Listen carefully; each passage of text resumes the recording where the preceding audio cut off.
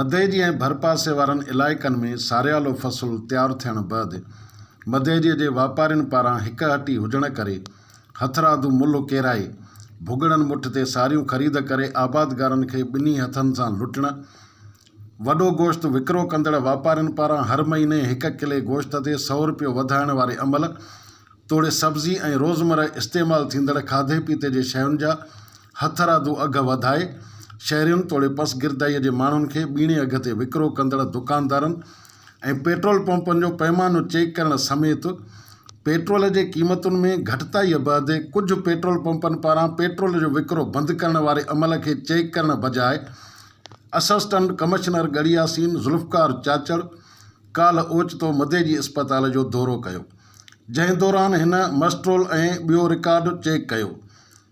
Assistant commissioner पारां lower staff जे हाज़ुर न हुजण ते कावड़ जो इज़हार पिणु दिलि खोले कयो वियो।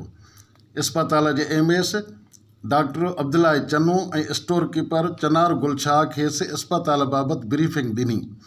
उन मौक़े ते असिस्टेंट कमिश्नर गड़ियासीन ज़ुल्फ़कार चाचड़ मीडिया सां ॻाल्हाईंदे रवायती बयानु ॾींदे चयो त डिस्ट्रिक्ट जे अहकामात ते अॼु असां हिते आयासीं, अचानक आयासीं ऐं विज़िट कयो आहे हॉस्पिटल जो।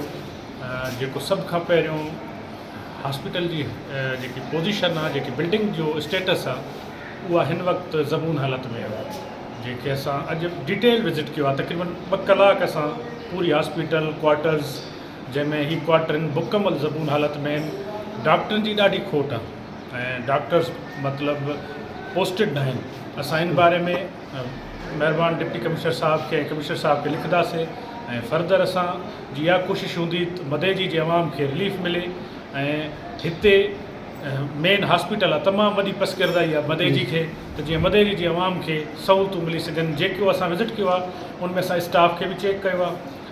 मॉर्निंग स्टाफ हुयो, उहो गुज़री वियो। उनखां पोइ असां इवनिंग स्टाफ ऐं जेको बि वीकेंड जो स्टाफ हूंदो आहे उन्हनि जी बि डिटेल ठाही आहे। इन ते असां मुकमल डिटेल रिपोर्ट ॾींदासीं। जनाब डिप्टी कमिश्नर साहब मुकमल रिपोर्ट ठाही आहे ऐं जेको आहे उहा ठाहे करे डिटेल वाइज़ आहे उहा ठाहे इंशाल्लाह तव्हां चवंदो तव्हां कापी बि ॾींदासीं। दवाउनि जे हवाले सां तव्हां छा ॾिठो? दवाउनि जी कुझु खोटाई आहे जेको कुझु घटि बि आहिनि ऐं ARV जेकी पोजीशन आहे उहा घटि आहे।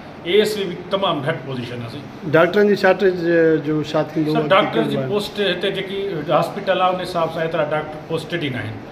इवन चाइल्ड स्पेशलिस्ट जेको आहे हिकिड़ी आहे ऐं जेको आहे त जेके उहा कमु करे थी ऐं हा मेल आहे उहो हिकिड़ो ई डॉक्टर आहे जेको कमु करे पियो। इंशाल्लाह तव्हां सां गॾिजी हिन शहर जे लाइ हिन हॉस्पिटल लाइ ही मेन हॉस्पिटल आहे साईं। हिते पसगिरदाई जा तक़रीबन केतिरा ई ॻोठ हिन हॉस्पिटल में अचनि था ऐं हीउ वॾो तमामु टाउन आहे, सिटी आहे। इंशाल्लाह जल्दी तव्हां ॾिसंदव। तव्हांजे अचण सां इवनिंग शिफ्ट में नवां चेहरा ॾिठा आहिनि, जी उहे असां उन्हनि खे प्रेज़ेंट ॾिठो आहे। जेके न हूंदा उन्हनि खे एब्सेंट कयो आहे। इंशाल्लाह रिपोर्ट ॾिबी उन्हनि जे लाइ। ठीकु आहे इंशाल्लाह। ऐं हीअ तव्हां असां जो रेगुलर विज़िट रहंदो। ठीकु सर। ऐं हिते जेके आहिनि जेके हूंदियूं उन हवाले सां सहूलियतुनि जे हवाले सां असां लिखंदासीं। इंशाल्लाह जल्दी उन ते अमल थींदो। नाज़रीन, मदेजीअ जे शौरवंद माण्हुनि जो इहो सुवालु पुछणु हक़ु बणिजे थो त मदेजी इस्पताल में आए ॾींहुं कामोरनि जूं ओचितो विज़िटियूं ॿुधी कन त पची पिया आहिनि, पर मदेजी इस्पताल में न डॉक्टरनि जी खोट खे ख़तमु करे डॉक्टर मुक़ररु कया वञनि था ऐं नई एक्सरे अल्ट्रासाउंड तोड़े ॿियनि नाकारा बणियल शोबनि खे फाल बणायो वञे थो। हाणे ॾिसिजे त हिन साहब जे सरप्राइज़ विज़िट खां पोइ मदेजी इस्पताल में कहिड़ा गुल था खिलनि। मदेजी वासियुनि खे उन सभागे ॾींहं जो शिदत सां इंतज़ारु रहंदो। आजुज़ भुट्टो, इबरत न्यूज़, मदेजी।